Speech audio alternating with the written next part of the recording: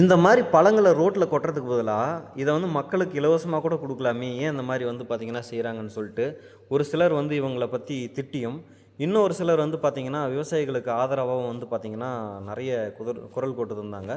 So இதுக்கான தீர்வு என்ன, என்ன செஞ்சால் இதை சரி பண்ணலாம் அப்படின்றத பற்றியும் வந்து நிறைய பேர் கமெண்ட் பண்ணியிருந்தாங்க. அதனால தான் இந்த வீடியோ நான் மேக் பண்ணியிருக்கேன். என்ன பண்ணால் இதை வந்து சரி பண்ணலாம், ஏன் வந்து மக்களுக்கு இவங்க வந்து இலவசமாக கொடுக்காம இப்படி கொட்டுறாங்க அப்படின்றத பற்றி நான் சொல்லிடுறேன். ஏன் அப்படின்னு பார்த்தீங்கன்னா, இதோட டிரான்ஸ்போர்ட்டேஷன் செலவு தான். இப்போ இதை எடுத்துகிட்டு போயிட்டு ஜனங்களுக்கு வந்து இலவசமாக கொடுக்கவோ இல்லை கம்மி ரேட்டுக்கு கொடுக்கவோ அவங்க ஒரு வண்டியில் ஏற்றிட்டு போகிறாங்கன்னா, அந்த வண்டி கொடுக்குற காசு கூட இல்லாததுனால தான் இவங்க வந்து என்ன பண்ணுறாங்க, விவசாயிகள் வந்து இப்படி வந்து கீழே வந்து கொட்டுறாங்க.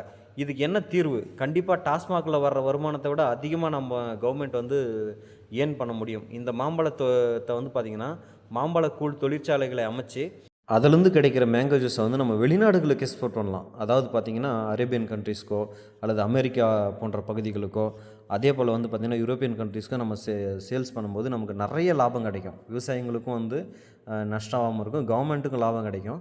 ஸோ இதை பற்றி அரசாங்கம் வந்து கண்டிப்பாக கவனத்தில் கொள்ளணும். இதுதான் பொதுமக்களோட எதிர்பார்ப்பாக இருக்குது.